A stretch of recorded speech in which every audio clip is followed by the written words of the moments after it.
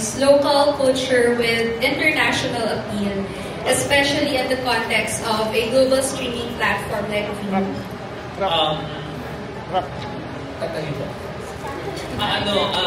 Ang unang-unang challenge na binigay ko sa sarili ko ay paano ko ikukwento. Pang-apat na kasing murder mystery ito. So, dapat maging kakaiba siya. So, maging kakaiba sa storytelling at least. So, ang isa sa naisip namin is, hindi, yung first 4 episodes namin ay hindi siya linear na dire-diretso. Per episode namin, hinighlight namin ang isa dun sa 4. So, baling first 4 episodes, ang kwento ng isa sa mga babae at yung mga motivations nila sa pagpatay kay Zack. Kung paano sila, quote-unquote, na-abuse, na-loko, sinaktan ni Zack. So, that way, kakaibang presentation ang nagawa namin. Pangalawa, doon sa paano mag-a-appeal sa local and international market, syempre kailangan maging slick siya, kailangan maging kapareho ng napapanood natin internationally. Luckily, ang nakuha nating director ay magaling, kaya nakuha kami yung slick look ng show. Kino-graduate ko nga siya dahil talaga yung isang episode na napanood ko. Sabi tayo, parang nanonood ako ng medical drama mystery sa abroad.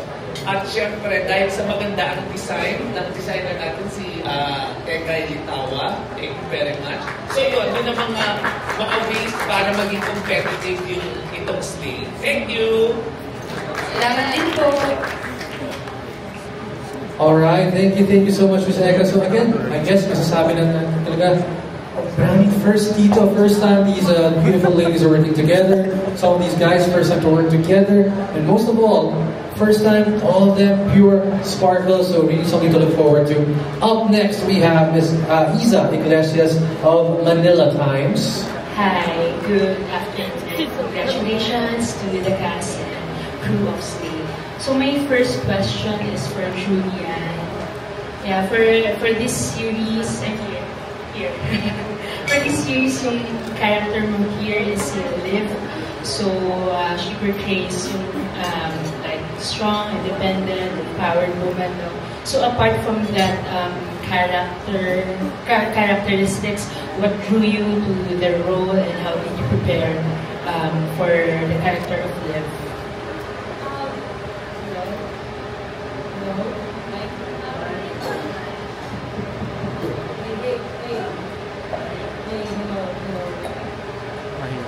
Hello, ayan. Hello, good afternoon. So, again, I'm playing the role of Liv Baltasar. Actually, ako yung pinakamatanda sa kanilang mahapal. So, si Liv kasi siya very, parang siya, very, very woke as a person. Siya yung parang aware sa lahat ng mga nangyayari sa paligid niya. Meron din siyang pagka-mysterious in a way, but she's also very charismatic, very loving siya as a daughter, as a friend. Meron lang siyang mga secrets na hindi nalalaman ng mga friends niya.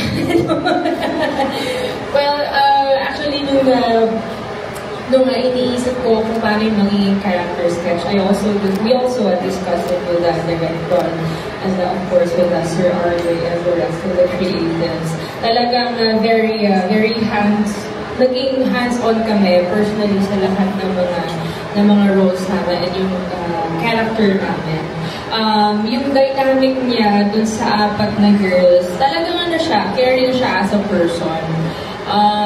Yung dynamic naman niya sa kanyang nanay, si Ms. Matep, very cool siya, very cool silang family. Kasi lumaki ako na nanay ko lang ang nagpalaki sa akin. So, talagang makikita mo doon yung sense of empowerment and yung independence niya as a person.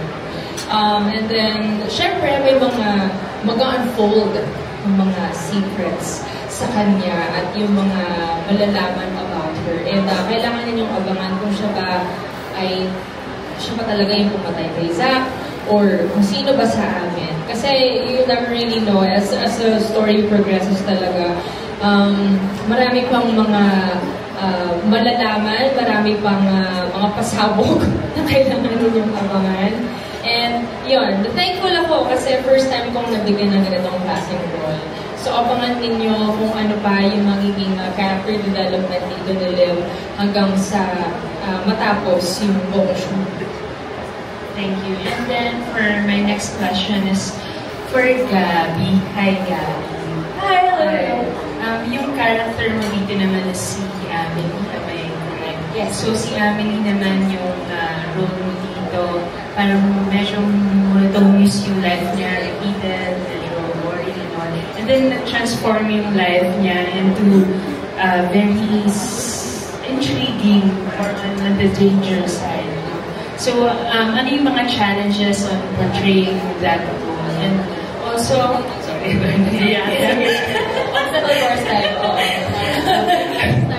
then, yun, apart from the challenges sa role, paano mo nababalance yung time mo with, these series, and then ang dami pa nangyayari sa career mo with hosting and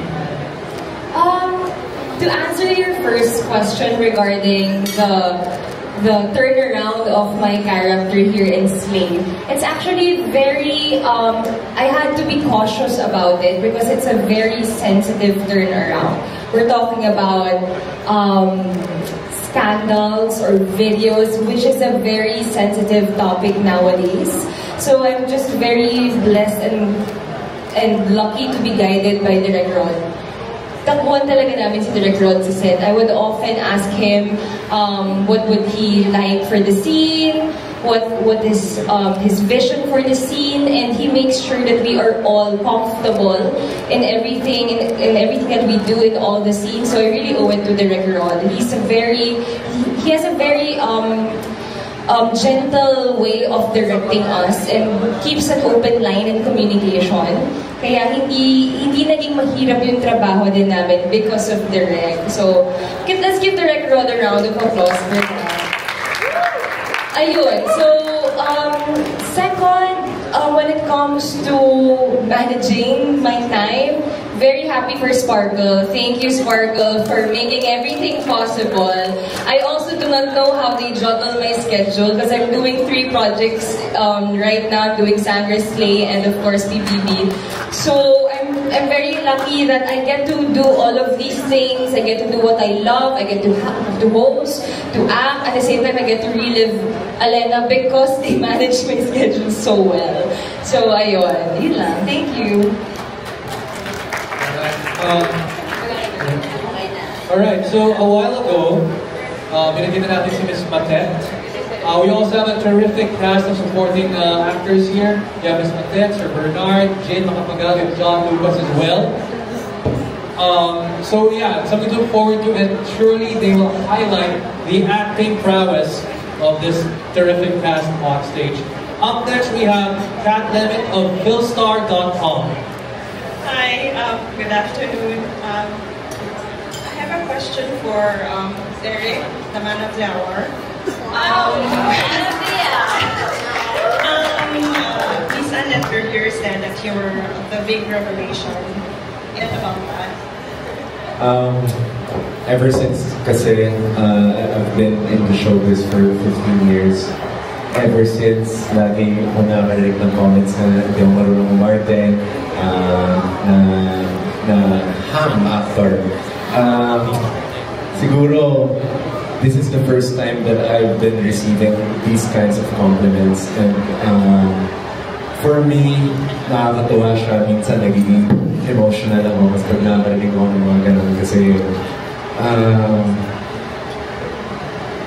wala ano talaga eh, parang nakakatuwa talaga eh kasi hindi ko siya na-experience before. Thank you. Thank you. Salamat po. Feeling ko malaking change sa akin yung relationship ko now with Elle because she really changed me, and yung mga values na natutunan ko sa relationship namin mas naging, I pay more attention to her, mas naging empath ako sa kanya na nag-reflect dun sa trabaho ko. At every time may sinasabing lines sa mga girls na ad-libs, I listen, natuto ko makinig. Feeling ko rin yung pinakaman ko. And thank you, Miss Helen, for that song. Oh my gosh. Actually, I saw some of the clips, parang promotional, and it was a scene with Julianne. Parang may tension with the girl, she caught you, something like that.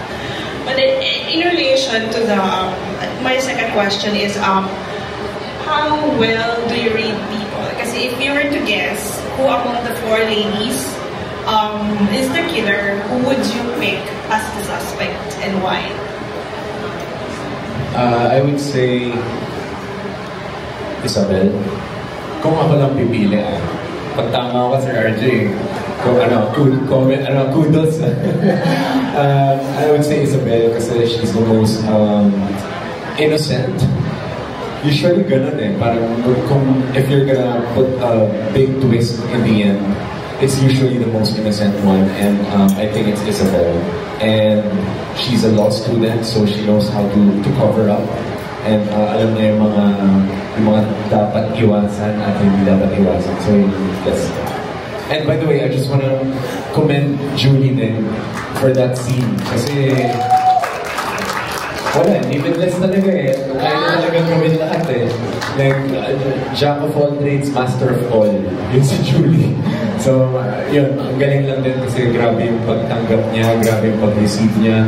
And sometimes, I'm a little bit too physical sa kanya, pero hindi niya yun, hindi niya tinitake yun against me. Talagang tinatanggap lang niya. And, actually, lahat sila magagaling. If I'm gonna say anything to all of these girls, na isang phrase, Isabel is the most improved. Isabel is my friend, close to me yan. Pero sobrang proud ako sa kanya kasi sobrang laki ng improvement ni Isabel. And si Gabby is the most committed from doing yung mga, kasi nakasama ko sa Beautiful Justice before na medyo tweetams, gano'n. But now, Gabby has changed. Grabe yung commitment ni Gabby dito na talaga, gagawin mo to? So yun, sinabi ko na kay Julie. Si Mikey is the most dedicated. Mikey, trinay ko dati na pumunta sa workshop 30 minutes earlier, pero nakita ko si Mikey, puno na yung notes niya. Nauna siya sa akin. So siya yung pinaka-hungry, pinaka-masipag. Hungry, literally. Yeah. Thank you. Thank you and congratulations to So ayan, talaga naman maraming growth and improvement as well as nakakabangan to this powerhouse cast. Up next, we have Ms. Camisa Alcantara of Manila. What is it? Hi, first of all, congratulations. JRTK seems to have something to hide and display. So, how does your character past or backstory affect the role in the investigation? Hello, good afternoon everyone. I just wanna... sorry, what's your question? The question is, everyone seems to have something to hide in display. So, how does your character past or backstory affects the role in the investigation? So yung character ko kasi, I play the character of Gabo. Is simpleng tao si Gabo kasi isa siyang waiter sa isang bar. So magkaroon ako ng involvement dito because kababata ko isa sa kanila. And then parang ako yung magiging shock absorbent niya sa mundo ng mga socialites. So yun pa lang yung pwede kong sabihin as of now. So yun. So after ba nito, tingin mo mag-level up na rin yung mga characters sa gagawin mo na susunod ng mga projects? Sana, oo. Hopefully. Okay, thank you, Jay. Thank you. Alright, thank you so much, Sir Mark, for that. Up next, we have Lloyd Pino of Lionheart TV. Here for my question for Nico. The show is full of unexpected twists. Was there a moment when you read the script and found yourself surprised with something related to your character or the plot? Sorry, can you repeat the question? Medyo may hinabot ko, essentially. The show is full of unexpected twists. Was there a moment when you read the script and find yourself surprised with something related to your character or the plot? kung may shocking ba sa script na nagulat ako. Marami actually. Marami kasi... alam niyo yung nasa TikTok yung bulag tapos... joke. Anyway, yeah, kasi yung script namin, marami siyang gulat factor every single week. So, talagang meron. Hindi ko na pwedeng sabihin kung ano yun, syempre. But, yes. Thank you, congratulations. Thank you. Marami doon nakakagulat, kaya naman talagang kaabang-abang itong slate, March 24. At tulad nga sinabi ko sa kanila, I think there are two different versions to the very, very end. So please, abangan natin yan. Up next, we have Jessica Evangelista of Reporter. My question po is for Sir Hill and Nikki.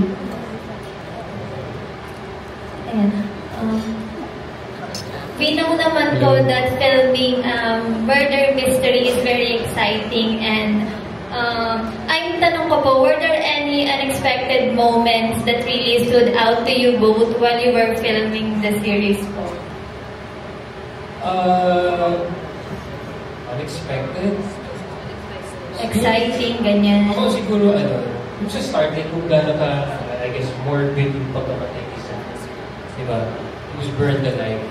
So, yung nalaman ko yun, parang, oh, that's pretty wild. Parang, this is the direction JB is going with. Parang it's something new, something a little daring. So, that got me excited for it. I'm excited to know kung paano nga siya namatay or how he was burned alive. Sir Nikki po. Same question po for Sir Nikki. Sorry, hindi ko rin narinig. Can you repeat, sorry? Any particular unexpected moments po that really stood out to you while you were filming Slay po? On the set or in the script? On both. On the set. Oh, okay. On the set, yung iba kasi hindi ko pa naka-work talaga before, but everyone here talaga sobrang warm and sobrang totoo kapag kausap ko sila. And actually, the whole prod, ang sarap nilang kakwentuhan, very hands-on sila sa mga eksena, gusto nila talagang quality yung mabigay naming output. And in the script, marami. Nagulat niya ako actually, napanood ko yung naka-brief ka, bro. Sabi ko, ha? Really stood out eh. Grabe sa kawasak na wasak si Derek eh. Kudos kay Derek. Tsaka yung mga characters nila, pinanood ko na kasi yung mga episodes, and gusto ko yung pagkakaiba ng nila, ng dynamics nila ang apat. Sinabi ko rin sa inyo yun, if you remember. Sabi ko, iba-iba talaga ugali na yun. Yeah, so, yeah, off camera. Yan lang ba? Thank you. Thank you so much.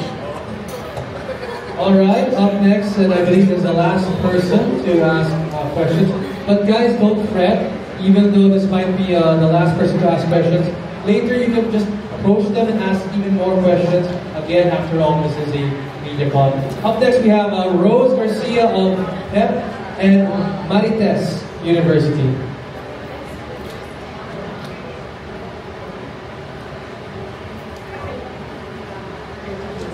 Anyway, good afternoon, and for yours, okay, my question is, when do you feel that you are the most vulnerable from someone, and when do you feel that you are the most released or empowered?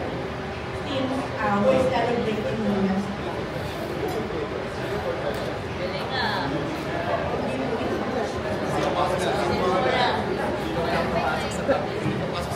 Hello, Mother Rose. Thank you for that wonderful question.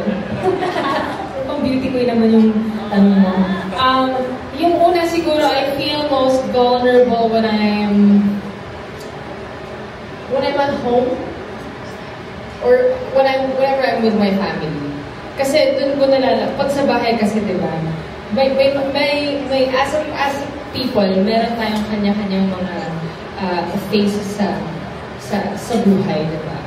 So, ako as a person, parang alam ko tanggap nila ako kung sino talaga at kung ano ako as a person. That's why kung ano man ilalabas kong emosyon sa kanila, kung ano yung pakiramdam ko during the day, or kung ano yung mga gusto kong sabihin, nasasabi ko lahat. So yun yung parang that's when I feel I'm most vulnerable and grounded. I also feel vulnerable whenever I'm on set. Kasi, as an actor, as an actor, syempre we have to play different shoes, diba? Kailangan lang bukas, kailangan bukas yung instrumento mo. Because, pag sarado ka, hindi mo mabibigay yung best self mo as the character. So ako, make sure kung bukas ako palagi pagka nasa set ako. I feel most empowered whenever I'm performing or basta anything related to music. So, when I'm with Rain, of course. When I'm with Raver, I feel most empowered because siya yung laging nagpapalakas sa akin, siya yung nagsasabi sa akin ng mga best things about myself. Like whenever I have doubts about myself, like lagi niyang sinasabi na hindi totoo yan, kaya mo yan. Ikaw lang yung best for me, ginagawa mo yan. Ay, sinasabi sa akin gano'n. So ako, I don't feel better na ako agad. Ay, thank you. Bongga pala ng cast, lahat dito happy in love. Lahat kayo pala happy in the love life. Yes. Oo, may eyes. Thanks. Ginawa ni Julie yung sagot ko. Kasi honestly, iniisip ko din yun. Iniisip ko, kailan ko pinaka-feel na I'm vulnerable. And tama siya doon sa set. Kasi sometimes, lalo na, kapag malayo sa'yo yung character or natatakot ka doon sa kailangan ibigay na emosyon. Kasi to deliver that, kailangan mong i-break down yung sarili mo. Basagin kung ano man yung... It's natural for us humans to build walls up and protect ourselves from negative feelings, masakit ng emosyon. Natural na reaction ng katawan natin yun sa mga ganung klaseng emotions. And as actors, it's our job na ma-break down yun at maging accessible yung vulnerability na yun. And pinakakailangan namin yung gawin is sa set. So that's when I feel most vulnerable, lalo na pag andyan na yung madaming tao behind the camera but you're exposing your feelings from yung iniiyak mo, totoo para sa'yo yun, masakit talaga siya kasi ramdam mo talaga siya. So parang kang, sorry for the term, pero parang kang nakahubad sa harap nila. Ganun yung feel. Na I feel so exposed when I jump into scenes like that.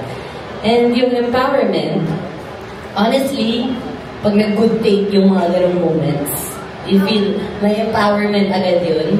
Pero I was also thinking about it just now. And I think I feel it the most pag nagtatawanan kami ng pamilya ko. Yung buo kami, tapos nag-aasaran, tapos kahit nga nag-iiyakan at nag-comfort ng isa't isa, or kahit nag-aaway. Ay, hindi pala yung nag-aaway. Okay, I take that away back. Mas yung tawa na namin nasa family. Kasi parang in moments like that, I feel so blessed. And I feel so grateful na I have this support system. And feeling ko kahit anong pumunta sa akin sa life, kakayanin ko basta kasama ko sila. Again, just like Julie, but how about Paul? Empowered din naman, lalo na pag naglalakad kami together, nagdidate, ganyan. So, I feel good. Ano naman yun eh, ma-compliment siya lagi. Sinaway ko pa nga yun at one point, sabi ko, kung siya nagsasabi, I look good, napayat na ako. Pag ako naging komportable, kakain ako. Kaya ko ganyan. Honest lang, sorry. Masyado bang honest? Mas crazy. Okay, sorry. Thank you, bro. Thank you, Ate Rose. Ako naman, I feel the most vulnerable, honestly, whenever I travel. Kasi when I travel, I feel so grounded. I feel like there's more to the world. There's more to my problems Na pag iniisip ko na shocks, ang dami kong problema, ang dami kong ginagawa masyado, whenever I travel, it's some kind of an instrument that God sends me the signal na ang dami nangyayari sa mundo. And I feel most vulnerable when I know the stories, the different cultures of each place that I go to. Of course, I share it with my family, with Khalil, and yun talaga. I love traveling, and I feel like there are a lot of things in my life that I only learn through traveling. So that's when I'm most vulnerable. I feel the most empowered whenever I make my own decisions. I'm a very outspoken person. I'm not afraid to say yes, to say no to a lot of things. And whenever I make my own decisions, I feel like I'm in control of my life. So that's the moment when I feel very much empowered. Napapasok si Khalil sa dalawa? Nandun siya palagi, sa lahat. Nandun naman siya, present naman siya in everything that I do. Thank you, girl. Ako po, when I feel most vulnerable, siguro, when I feel alone. I think, lalo na ngayon na Women's Month, parang misconception na pag isang malakas na babae na kailangan kaya mo yung sarili mo.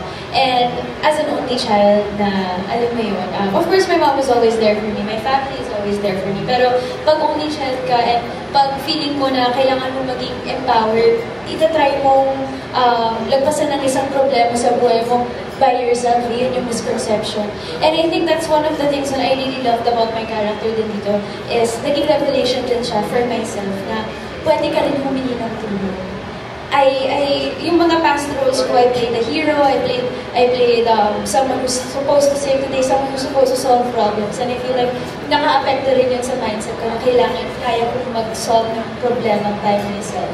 And dun din siguro pupunta sa, I feel most empowered when I recognize that there are also people around me to help me and to be there for me and to empower me as well. And I think nakatulong din yun na dito sa series na to, na-embrace ko talaga yung ganong side ko. And yung side ko na pag nagiging vulnerable ako sa harapan ng ibang tao, mas nagiging empowered ako to solve it and to help myself as well. And I think nakatulong din na I also feel very empowered whenever I'm with these girls as well. Kasi yung strength nila as individuals, nakatulong din yun sa akin. And I feel like I learned so much from them, not just as actors, but also as women and how to carry themselves. Last na lang po, almost parang kay Mary. Most vulnerable. Hindi. Derek, babalikan ko lang yung kaninang yung unang tanong sa'yo. Follow-up lang ako doon. Alam mo, sa mga artista, over the years, napansin namin, hindi naging madali lagi. Yung parang very accepting sila na with some criticism, yung mga gano'n ano. Pero ikaw kanina, when you were talking, parang napaka-ano sa'yo, smooth lang yung pagkakasabi mo nun. So, during those time, di ba dumating sa'yo yung parang gigibag na ako or parang nagalit ka rin, nainis ka rin kasi you're giving your effort and everything, tas parang feeling mo nga, sabi mo parang you were not appreciated in that way. So, and at the same time, ano yung naging realization mo ngayon after all these years? Kasi Ms. Rose, naintindihan ko naman kung bakit nila sinasabi yun. Naintindihan ko na I was playing around too much. I was not serious. Yun yung ginagawa mo, nagre-reflect doon sa mga nakikita ng tao So, siguro ang ginawa ko lang talaga is mindset shift. And nakakatulong din talaga ang pagtanda, sa totoo lang. Diba? Kasi doon pumapasok lahat ng mga immaturity, doon pumapasok lahat ng problems. Yung iba na rin talaga yung pag-solve ko rin ng problems ngayon. Dati, I was immature, bata, nagagalit ako. I always look for something in my partner na mali. And ngayon, tinitignan ko na yung sarili ko kung ano mali. Ganun din yung ginawa ko sa work ko. Ano bang mali? Bakit nila ito nasasabi? Kasi siguro hindi ko pa siya ganun kamahal dati. Yun. Pero ngayon, nalalabas ko lahat ng mga ang mga gusto kong sabihin at ang mga nararamdaman ko sa work ko. And yun na, gaya ng sinabi ko, laking tulong din talaga ni Elle sa akin kasi siya talaga yung nag-guide sa akin. Every time umuwi ako, papanood ko sa kanya itong eksena, love, what do you think? Sabihin ko sa kanya, sabihin niya sa akin yung mga ano. And sobrang grateful ko lang na nandyan siya. Kasi recently, when we traveled, we went to Switzerland, nagkaroon kami ng life and death moment. She almost died. Nasa Alps kami, tapos nagdula siya without knowing kung matatapos ba yun. Like, dire-diretso lang siya pababa. And yung moment na yun, to add to the guilt, that made me feel so vulnerable. Parang mawawala sa akin yung taong hindi na mamahal ko, ganun. Pero buti na lang huminto. Buti na lang safe kami. Pero yung moment na yun talaga nagpa-realize sa akin na life is short, na huwag kong i-take for granted yung buhay. And naging sobrang grabe yung pasasalamat ko nung wala nangyari sa amin. And lalabas yun sa vlog niya. Nag-promote pa na ng vlog. Nakuna niya ng video yun eh. Nakuna niya ng video yung actual. Yeah. Sabi ko kasi sa kanya, picturean mo ko rito, mag-snow angel ako. So, ganun-ganun pa ako. Tapos nahulog siya, dire-diretso. Yeah. So, sobrang taas. Like 2-story high slope without seeing the end. Kasi sobrang foggy. So, yeah. Alala mo pala, medyo ko lang. Pero yun nga, congrats, Derek, kasi nakita ka namin from the very beginning pa lang, yung pagiging open-minded mo, malaking bagay. Yeah, saka in fairness, sa pulang araw kahit small role ka lang doon, na-appreciate kita doon. Yes, and syempre papasalamat din ako sa network, Miss Annette, for trusting in me. Grabe yung tiwala mo sa akin ever since. Ibang klase, and now, finally, masasabi ko na hindi na kita if you fail. So, yeah. Thank you po. Thank you. Thank you so much, Ms. Rose. Very well said. Do not take life for granted. It's a nice way to, I guess, sort of end the question and answer part of our program. But before we let everyone go here, I think it's just proper that we hear messages from each and every single one of our powerhouse cast. Let's start with Royce. You have a final message for everyone here who's joining us this afternoon here at the Lux. Na-appreciate mo namin yung time na effort nyo. And yun po, sa creatives, sa mga bosses po, say thank you po kasi po, sa totoo lang, sobrang natutuwa ako, sobrang grateful ko, at sobrang pasasalamat ko kasi galing po ng Widow's War, Tawid to Slay, sobrang malaking bagay po yun para sa akin. Matatapos ko na yung pinapagawa kong swimming pool. Joke lang. Pero thank you so much po. And alam ko bilang aktor, napakarami po pati namin, napakarami pa namin pagkukulang. Nandiyan po sila Direk Roger, na with open, masabi yung mga dapat ko ba ang gawin na patunayan. Maraming salamat po sa inyo. Yun. Para sa swimming pool. Alright, para po swimming pool, manood po tayo ng Slay. Up next, let's hear from Nikki. Nikki bro, what do you have to say to everyone here who attended this MediaCon? Alright, syempre, thank you sa lahat po na nandito. And ang purpose naman natin today is para sa media. So please, wag po kayo magsawang mag-spread ng word and support us, support our show. Lahat po kami dito ay binibigay ko 100% to give you quality content. So, yun lang. Sana po magtuloy-tuloy po yung show namin. Sana mag-extend and sana po tuloy-tuloy rin po yung projects namin para pasimulan din po namin yung swimming pool namin. Kasi gusto rin namin yan. Okay, that's it. Thank you. Alright, thank you, Nikki. Honestly, sa trailer pa lang, I think it's just more than 100%. Sabi nga they're giving 100%. I think it's way, way more than 100% what this powerhouse cast is giving. Up next, let's hear from Gil. Dude, what do you have to say to everyone here in attendance this afternoon? Of course, thank you to everyone at GMA for the trust, for giving me a chance. Thank you to Direct Rod. I hope I'm someone that you could work with. I'm always willing to listen. And to the girls here, to the 4 beautiful, powerful women, this is your show. Congratulations. And I'm looking forward to how the Kapuso viewers will receive it. And to my fellow boys, it was great working with you all. Alright, thank you so much, dude. Up next, we have Jay. What can you say? Thank you guys for coming here today. And sorry, bro.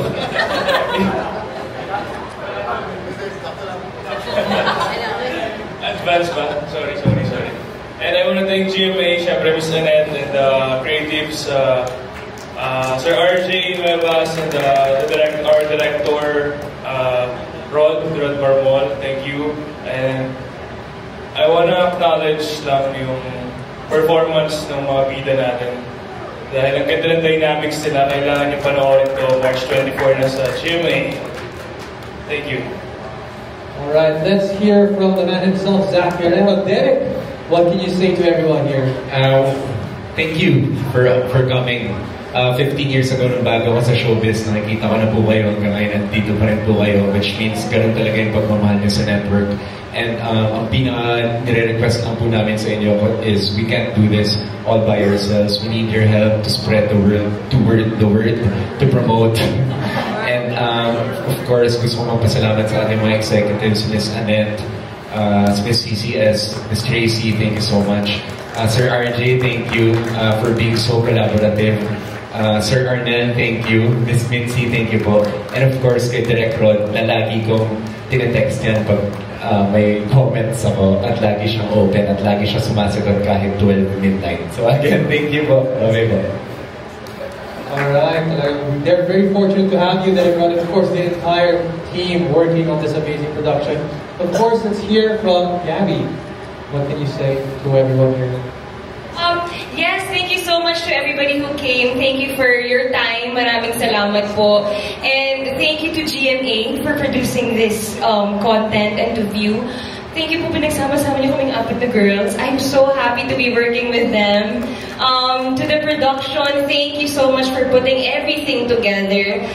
Despite our different personalities, ang dami naming artista sa set, they still managed to put us all together. To the creatives, thank you for bringing this into life. Direct Rod, maraming salamat po for everything. We love you, Direct. Thank you. To the bosses, thank you. Thank you po. Thank you, Miss Annette. I love you so much, Miss Annette. And just wanted to end this message sa girls. Mikey, Julie, and Isa, you guys are so genuine, so real. One of the best I've ever worked with. I'm lucky that we are friends from the start, but I gained even more friends na talagang totoong mga tao that I can trust in this industry. So thank you, and I feel like our relationship will transcend into the screens, into your homes, na talagang we will bring out the best in each other. So thank you so much, and I hope you guys watch Slay this March 24. Alright, very, very supportive of one another. Up next we have Mikey. What can you say to everyone here? Sa dulo, promise ka, magti-thank you din ako sa iyo. Thank you po. Una-una sa mga boss, Ms. Annette, sa creatives, everyone in the management for this opportunity, for giving me the chance to be part of this project. Slay. As in, I can say na after Encantadia, my very first project in my life, ngayon ko ulit na feel yung malaking, yung feeling na I am part of something bigger than myself. With this project, ramdam ko yung sa quality, sa kung paano yung Prod at si Direk nagko-connect na lahat, yung kung paano sinusulat yung bawat week ng script pag dumadating. May mga, singit ko na Sir RJ, birthday nyo daw po pala, happy birthday, tama ba? Happy birthday! Kasi nung dumating yung ng bagong script, nagtatawagan pa kami nila Isabel, tapos nabasa mo na. Okay, hindi pa, huwag mo na i-spoil. May ganyan kami mga nafe-feel pag dumadating yung script. And dun ko na-feel yung grabe, ang swerte ko na makast ako sa show na to. So thank you po from the bottom of my heart. My heart is so full because of this project. And gusto ko din malaman ng mga tao, lahat po ng press dito. Tama po yung sinabi ni Derek. Hindi po namin kaya ng kami lang to. So kailangan namin yung tulong ninyo. Tulungan niyo po kami maging successful ang Slay. We need your help and spread the word. Word! Hindi world! Yeah. Word. So maraming salamat po sa oras na binigay niyo today. Na-appreciate po namin yun, genuinely. Nag-ayos kaming lahat para sa inyo. This is all for you. And dito po sa Slay, isa sa mga pinaka-napaproud akong i-share sa project na to is yung differences ng mga babae. Klaro yun dito sa storyang to. And it always makes me feel like I'm doing what I was born for. Ganon, yung parang purpose ko kapag nakikwento ng maganda ang isang teleserye or whatever project that is. And sana po matulungan nyo kami, hindi lang para umingay yung show. Tulungan nyo kami mag-ingay ang Slay dahil yung, para makarating yung message ng Slay dun sa mga kailangan makarinig ng message namin, which is women empowerment talaga. And yeah, salamat po. Ang daldal ko. Thank you, Gabby, for the genuine friendship. Girls, thank you. Alam niyo kung bakit. Totoo yung sinasabi ni Gabby. Yung support na nafe-feel ko sa inyo, kahit hindi tayo everyday kompleto. May kulang pag hindi tayo kompleto, pero nandun yung spirit eh. I feel you guys. I see you. Thank you for seeing me. Oh! Ano nun? Thank you! We are very glad to see you on screen. Everyone on screen for that matter. Isabel, go ahead. Yes, of course. First of all, thank you so much po sa lahat po na pumunta today to the press. Thank you so much po sa patuloy po na pag-support na po sa lahat ng projects namin. Tulad nga po ng sinabi namin lahat, you're always there po sa lahat ng mga milestones at sa mga careers po namin. So thank you so much for your support and for being here. And gusto ko na rin po magpasalamat sa View, of course. Miss Garlic, if you're watching, hello. And of course, din po sa GMA, thank you so much po to the executives of Sanet, Miss CCS, thank you po. To Sir RJ and to the rest of the creatives, talagang naging malaking tulong po yun na habang binubuo pa lang po yung characters ng Slay, talagang sobrang open din po ng communication nyo sa amin. And talagang mas naalagaan po namin yung mga roles namin because of your help. And of course, to Direk Rod, and shoutout na rin po kay Direk Jules for always being there to guide us and for creating such a beautiful show. Maraming salamat po for having us be a part of this. And of course, to the rest of the production, diba? With Sir Arnel, Miss Niaz, Miss Mitzi, thank you so much po. And of course, sa tulong din po ng Sparkle, isa rin po talaga sa na-appreciate ko dito is nag-workshop po talaga kami with the help din of Sparkle to really perfect and to craft kasi tulad din ng sinabi ng mga girls, sobrang iba talaga ng mga characters namin dito. And to make it so distinct and to make it so empowered, talagang it really took a village talaga to create this series. So thank you so much po. And sana masuportahan niyo po yung Slay kasi this is very exciting because it's not just showing on View and GMA, pero yung talagang nakaka-excite dito is we're gonna have 2 endings as well, 2 POVs. So, it's my first time to be a part of a series like this. And talagang nakaka-excite siya. And, totoo yung palagi kami nag-chismisan about the script. Palagi kaming nagugulat kada week whenever we see the twists and everything that's happening. And, syempre, magpapasalamat na rin ako sa 3 girls that's with me here. Talagang, totoo talaga, I feel like I have gained sisters. And ito pala yung pakiramdam ng may kapatid na babae na talagang nandyan para sa iyo to support you and to cheer for you. And talagang ang dami ko nakukuhang advice din from them. Kahit kay Mikey, nagbibigay din siya ng mga financial advice. Talagang all around din, pati sa buhay ko. gano'n, nagbago yung perspective ko sa buhay and nagbago rin po yung financial capabilities ko. So thank you rin po tita, dahil din po yun sa mami ni Mikey. So thank you girls, I love you so much and I hope na magtuloy-tuloy pa yung friendship natin after the show. So thank you so much po, thank you for having me. Pautangan pala si Mikey. Utang ako sa'yo pag kailangan mo. Open-minded po siya. Ay, sa akin pala ako message. Message ko na lang kayo, mamaya.